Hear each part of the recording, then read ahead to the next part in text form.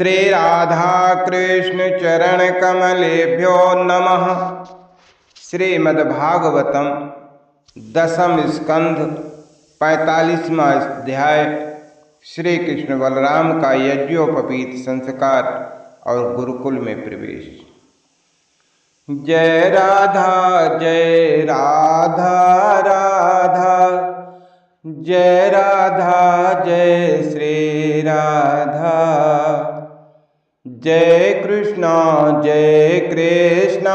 कृष्णा, जय कृष्णा जय श्री कृष्ण। वसुदेव सुतं देवं कंस चाणूरमर्दनं देवके परमानंदं कृष्णं वंदे जगद्गुरुं। सच्चिदानन्दरूपाय विश्वोत्पत्त्यादिहेतवे तापत्रय विनाशाय श्रीकृष्णाय वयं नमः। श्रीशुक उवाच पितराव वपुलब्धार्थौ विदितौ पुरुषोत्तमः मा भूदित निजाम मायां ततान जनमोहनी। श्री सुखदेव जी कहते हैं, परीक्षित, भगवान श्री कृष्ण ने देखा कि माता पिता को मेरे ऐश्वर्य का, मेरे भगवत भाव का ज्ञान हो गया है, परंतु इन्हें ऐसा ज्ञान होना ठीक नहीं है। इससे तो ये पुत्र स्नेह का सुख भी नहीं पा सकेंगे। ऐसा सोचकर उन्होंने उन पर अपनी वो योग माया फैला दी जो उनके सुजनों को मुक्त रखकर उनकी लीला में सहायक होती। यदुवंश शिरोमणि भगवान श्री कृष्ण बड़े भाई बलराम जी के साथ अपने माँ बाप के पास जाकर आदर पूर्वक और विनय से झुककर, हे मेरी अम्मा, हे मेरे पिताजी, इन शब्दों से उन्होंने प्रसन्न करते हुए कहने लगे, कनास्मत्तो युवयोस्तात नित्योत्कंठितयोरपि बाल्य पौगंड केशोरा पुत्राभ्याम भवन क्वचित। पिताजी, माताजी, हम आपके पुत्र हैं और आप हमारे लिए सर्वदा उत्कंठित रहे हैं, फिर भी आप हमारे बाल पौगंड और किशोरावस्था का सुख हमसे नहीं पा सके। दुर्दैव बस हम लोगों को आपके पास रहने का सौभाग्य ही नहीं मिला। इसी से बालकों को माता पिता के घर में रहकर जो लाड़ प्यार का सुख मिलता है वो हमें भी नहीं मिल सका। पिता और माता ही इस शरीर को जन्म देते हैं और इसका लालन पालन करते हैं, तब कहीं जाकर यह शरीर धर्म, अर्थ, काम अथवा मोक्ष की प्राप्ति का साधन बनता है। यदि कोई मनुष्य 100 वर्ष तक जीकर माता और पिता की सेवा करता रहे तब भी वह उनके उपकार से उऋण नहीं हो सकता। जो पुत्र सामर्थ्य रहते भी अपने माँ बाप की शरीर और धन से सेवा नहीं करता, उसके मरने पर यमदूत उसे उसके अपने शरीर का मांस उसे खिलाते। जो पुरुष समर्थ होकर भी बूढ़े माता पिता, सती पत्नी, बालक, संतान, गुरु, ब्राह्मण और शरणागत का भरण पोषण नहीं करता, वो जीता हुआ भी मुर्दे के समान ही है। पिताजी, हमारे इतने दिन व्यर्थ ही बीत गए, क्योंकि कंस के भय से सदा उद्विग्न चित्त रहने के कारण हम आपकी सेवा करने में असमर्थ रहे। मेरी माँ और मेरे पिताजी, आप दोनों हमें क्षमा करें। हाय दुष्ट कंस ने आपको इतने कष्ट दिए, परंतु हम परतंत्र रहने के कारण आपकी कोई सेवा शुश्रूषा न कर सके। श्री सुखदेव जी कहते हैं, परीक्षित, अपनी लीला से मनुष्य बने हुए विश्वात्मा श्री हरि की इस वाणी से मोहित हो देवकी वसुदेव ने उन्हें गोद में उठा लिया और हृदय से चिपका कर परमानंद प्राप्त किया। हे राजन, वे स्नेह पाश से बंधकर पूर्णतः मोहित हो गए और आंसुओं की धारा से उनका अभिषेक करने लगे। यहाँ तक कि आंसुओं के कारण गला रुंध जाने से वे कुछ बोल भी न सके। देवकी नंदन भगवान श्री कृष्ण ने इस प्रकार अपने माता पिता को सांत्वना देकर अपने नाना उग्रसेन को यदुवंशियों का राजा बना दिया और उनसे कहा, महाराज, हम आपकी प्रजा हैं, आप हम लोगों पर शासन कीजिए। राजा ययाति का शाप होने के कारण यदुवंशी राज सिंहासन पर नहीं बैठ सकते, परंतु मेरी ऐसी ही इच्छा है, इसलिए आपको कोई दोष न होगा। जब मैं सेवक बनकर आपकी सेवा करता रहूँगा, तब बड़े बड़े देवता भी सिर झुकाकर आपको भेंट देंगे। दूसरे नरपतियों के बारे में तो कहना ही क्या। परीक्षित, भगवान श्री कृष्ण ही सारे विश्व के विधाता हैं। उन्होंने जो कंस के भय से व्याकुल होकर इधर उधर भाग गए थे, उन यदु, वृष्णि, अंधक, मधुर, दशारह और कुक्कुर आदि वंशों में उत्पन्न समस्त सजातीय संबंधियों को ढूंढ ढूंढ कर बुलवाया। उन्हें घर से बाहर रहने में बड़ा कलेश उठाना पड़ा था। भगवान ने उनका सत्कार किया, सांत्वना दी और उन्हें खूब धन संपत्ति देकर तृप्त किया तथा अपने अपने घरों में बसा दिया। अब सारे के सारे यदुवंशी भगवान श्री कृष्ण तथा बलराम जी के बाहुबल से सुरक्षित थे। उनकी कृपा से उन्हें किसी प्रकार की व्यथा नहीं थी, दुख नहीं था। उनके सारे मनोरथ सफल हो गए थे, वे कृतार्थ हो गए थे। अब वे अपने अपने घरों में आनंद से विहार करने लगे। भगवान श्री कृष्ण का बदन आनंद का सदन है और नित्य प्रफुल्लित है, कभी न कुमलाने वाला कमल है। उसका सौंदर्य अपार है, सदैव हास और चितवन उस पर सदा नाचती रहती है। यदुवंशी दिन प्रतिदिन उसका दर्शन करके आनंद मग्न रहते। मथुरा के वृद्ध पुरुष भी युवकों के समान अत्यंत बलवान और उत्साही हो गए थे, क्योंकि वे अपने नेत्रों के दोनों से बारंबार भगवान के मुखारविंद का अमृतमय मकरंद रस पान करते रहते थे। प्रिय परीक्षित, अब देवकी नंदन भगवान श्री कृष्ण और बलराम जी दोनों ही नंद बाबा के पास आए और गले लगने के बाद उनसे कहने लगे कि पितृयुवाभ्याम स्निग्धाभ्याम पोषितौ लालितौ वृषं पेत्रोरभ्यधिका प्रीति रात्मजे शुभात्मनोऽपि सा पिता सा च जननी यौ पुष्णीतां स्वपुत्रवत् शिशून् बन्धुभिर्तुसृष्टान् कल्पै पोषरक्षणै। पिताजी, आपने और माँ यशोदा मैया ने बड़े स्नेह और दुलार से हमारा लालन पालन किया है। इसमें कोई संदेह नहीं है कि माता पिता संतान पर अपने शरीर से भी अधिक स्नेह करते हैं। जिन्हें पालन पोषण न कर सकने के कारण सुजन संबंधियों ने त्याग दिया है, उन बालकों को जो लोग अपने पुत्र के समान लाड़ प्यार से पालते हैं, वे ही वास्तव में उनके माँ बाप हैं। पिताजी, अब आप लोग ब्रिज में जाइए। इसमें संदेह नहीं कि हमारे बिना वात्सल्य स्नेह के कारण आप लोगों को बहुत दुख होगा। यहाँ के सुहृद संबंधियों को सुखी करके हम आप लोगों से मिलने के लिए आएंगे। भगवान श्री कृष्ण ने नंद बाबा और दूसरे ब्रजवासियों को इस प्रकार समझा बुझाकर बड़े आदर के साथ वस्त्र, आभूषण और अनेक धातुओं के बने बर्तन आदि देकर उनका सत्कार किया। भगवान की बात सुनकर नंद बाबा ने प्रेम से अधीर होकर दोनों भाइयों को गले लगा लिया और फिर नेत्रों से आंसू भरकर गोपों के साथ ब्रज के लिए प्रस्थान किया।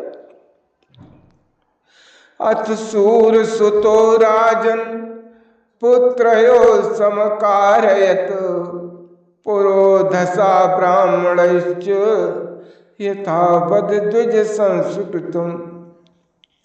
हे राजन, इसके बाद वसुदेव जी ने अपने पुरोहित गर्गाचार्य तथा दूसरे ब्राह्मणों से दोनों पुत्रों का विधि पूर्वक द्विजाति समुचित यज्ञोपवीत संस्कार करवाया। उन्होंने विविध प्रकार के वस्त्र और आभूषणों से ब्राह्मणों का सत्कार करके उन्हें बहुत सी दक्षिणा तथा बछड़ों वाली गायें दी। सभी गौएं गले में सोने की माला पहने हुए थीं तथा और भी बहुत से आभूषणों एवं रेशमी वस्त्रों की मालाओं से विभूषित थीं। महामती वसुदेव जी ने भगवान श्री कृष्ण और बलराम जी के जन्म नक्षत्र में जितनी गौएं मन ही मन संकल्प करके दी थीं, उन्हें पहले कंस ने अन्याय से छीन लिया था। अब उनका स्मरण करके उन्होंने ब्राह्मणों को वे फिर से दे दी। इस प्रकार यदुवंश के आचार्य श्री गर्गाचार्य जी ने संस्कार कराकर बलराम जी और भगवान श्री कृष्ण द्विजत्व को प्राप्त हुए। उनका ब्रह्मचर्य व्रत अखंड तो था ही, अब उन्होंने गायत्री पूर्वक अध्ययन करने के लिए उसे नियमतः स्वीकार किया। श्री कृष्ण और बलराम जगत के एकमात्र स्वामी हैं, सर्वज्ञ हैं। सभी विद्याएं उन्हीं से तो निकली हैं। उनका निर्मल ज्ञान स्वतः सिद्ध है, फिर भी उन्होंने मनुष्य की सी लीला करके उसे छिपा रखा था। अब वे दोनों गुरुकुल में निवास करने की इच्छा से काश्यप गोत्री सांदीपन मुनि के पास गए, जो अवंतीपुर अर्थात उज्जैन में रहते थे। वे दोनों भाई विधिपूर्वक गुरु जी के पास रहने लगे। उस समय वे बड़े ही सुसंयत, अपनी चेष्टाओं को सर्वथा नियमित रखे हुए थे। गुरु जी तो उनका आदर करते ही थे। भगवान श्री कृष्ण और बलराम जी भी गुरु जी की उत्तम सेवा कैसे करनी चाहिए इसका आदर्श लोगों के सामने रखते हुए बड़ी भक्ति से इष्ट देव के समान उनकी सेवा करने लगे। गुरुवर सांदीपन जी उनकी शुद्ध भाव से युक्त सेवा से बहुत प्रसन्न हुए। उन्होंने दोनों भाइयों को 6 अंग और उपनिषदों के सहित संपूर्ण वेदों की शिक्षा दी। इनके सिवा मंत्र और देवताओं के ज्ञान के साथ धनुर्वेद, मनु स्मृति आदि धर्मशास्त्र, मीमांसा आदि वेदों का तात्पर्य बतलाने वाले शास्त्र, तर्क विद्या, न्याय शास्त्र आदि की भी शिक्षा दी। साथ ही संधि, विग्रह, यान, आसन, द्वैध और आश्रय इन 6 वेदों से युक्त राजनीति का भी अध्ययन कराया। परीक्षित, भगवान श्री कृष्ण और बलराम सारी विद्याओं के ही प्रवर्तक हैं। इस समय केवल श्रेष्ठ मनुष्य का सा व्यवहार करते हुए भी वे अध्ययन कर रहे थे। उन्होंने गुरु जी के केवल एक बार कहने मात्र से सारी विद्याएं सीख लीं। केवल 64 दिन रात में ही संयमी श्रोमण दोनों भाइयों ने 64 कलाओं का ज्ञान प्राप्त कर लिया। इस प्रकार अध्ययन समाप्त होने पर उन्होंने सांदीपन मुनि से प्रार्थना की कि आपकी जो इच्छा हो गुरु दक्षिणा मांग लें। यहाँ पर यह प्रश्न हो सकता है कि ये 64 कलाएं क्या हैं, तो सुने। गान विद्या, वाद्य यानी भांत भांत के बाजे बजाना, नृत्य, नाट्य, चित्रकारी, बेलबूटे बनाना, चावल, पुष्पादि पूजा के उपहार की रचना करना, फूलों की सेज बनाना, दांत, वस्त्र, अंगों को रंगना, मणियों की फर्श बनाना, सैया रचना, जल को बांध देना, विचित्र सिद्धियां दिखलाना, हार, माला आदि बनाना, कान और चोटी के फूलों के गहने बनाना, कपड़े और गहने बनाना, फूलों के आभूषणों से श्रृंगार करना, कानों के पत्तों की रचना करना, सुगंधित वस्तुएं इत्र तैल आदि बनाना, इंद्रजाल जादूगरी, चाय जैसा भेष धारण कर लेना, हाथ की फुर्ती के काम, तरह तरह की खाने की वस्तुएं बनाना, तरह तरह के पीने के पदार्थ बनाना, सुई का काम, कठपुतली का काम, कठपुतली बनाना, नचाना, पहेली प्रतिमा आदि बनाना, कूटनीति ग्रंथों के पढ़ाने की चातुरी, नाटक आख्यायिका आदि की रचना करना, समस्या पूर्ति करना, पट्टी बेंत बाण आदि बनाना, गलीचे दरी आदि बनाना, बढ़ईगिरी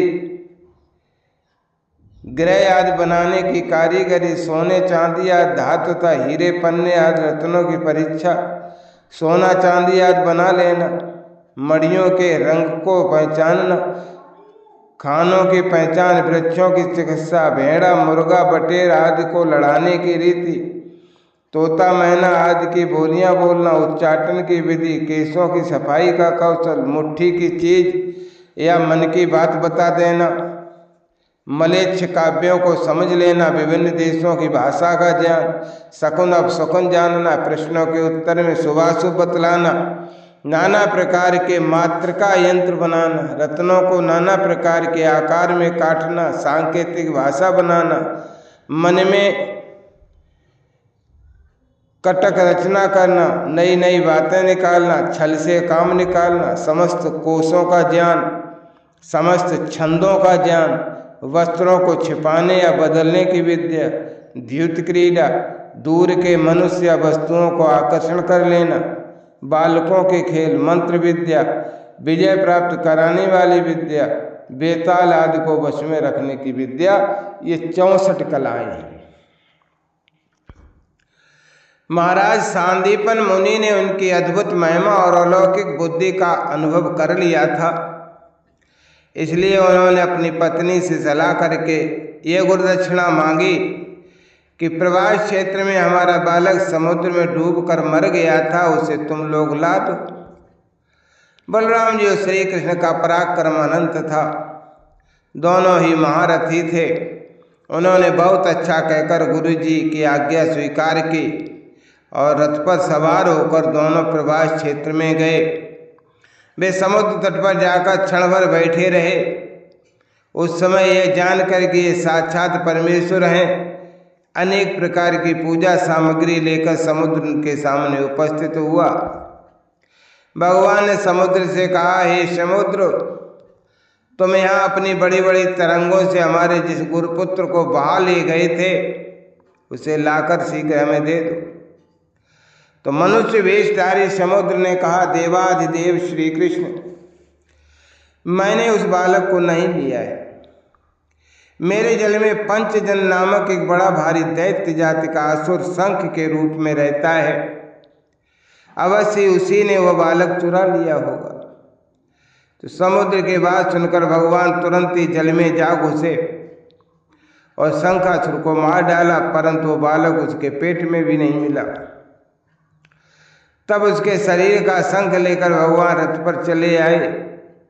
वहाँ से बलराम जी के साथ श्री कृष्ण ने यमराज की प्रियपुरी संयमनी में जाकर अपना शंख बजाया और शंख का शब्द सुनकर सारी प्रजा का शासन करने वाले यमराज ने उनका स्वागत किया और भक्ति भाव से भरकर विधिपूर्वक उनकी बहुत बड़ी पूजा की। उन्होंने नम्रता से झुककर समस्त प्राणियों के हृदय में विराजमान सच्चिदानंद घन रूप भगवान श्री कृष्ण से कहा कि लीला से ही मनुष्य बने हुए सर्वव्यापक परमेश्वर, मैं आप दोनों की क्या सेवा करूं। तो श्री भगवान कहने लगे कि गुरु पितृ इहा नीतम निज कर्म निबंधनम आनयस्सु महाराज मच्छासन पुरस्कृता। यमराज, यहाँ अपने कर्म बंधन के अनुसार मेरा गुरु पत्र लाया गया है, तुम मेरी आज्ञा स्वीकार करो और उसके कर्म पर ध्यान न देकर उसे मेरे पास ले आओ। यमराज ने जो आज्ञा कहकर भगवान का आदेश स्वीकार किया और उनका गुरुपत्र लाकर दिया। तब यदुवंश शिरोमणि भगवान श्री कृष्ण और बलराम जी उस बालक को लेकर उज्जैन लौट आए और उसे अपने गुरुदेव को सौंप कर कहा कि आप और जो कुछ मांगना चाहे मांग लो।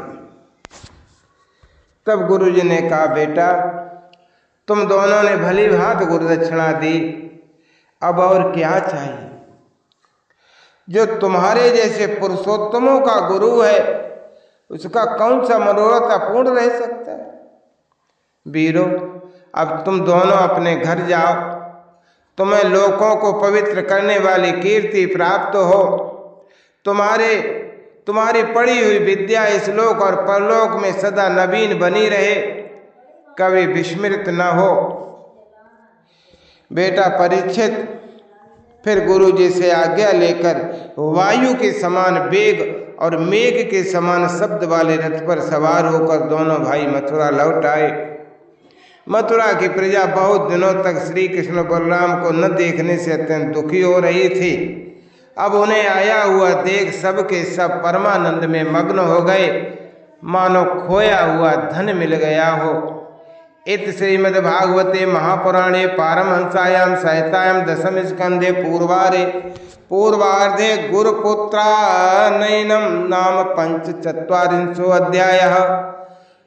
जय राधा जय राधा राधा जय राधा जय श्री राधा, जय कृष्णा कृष्णा जय कृष्णा जय श्री कृष्णा।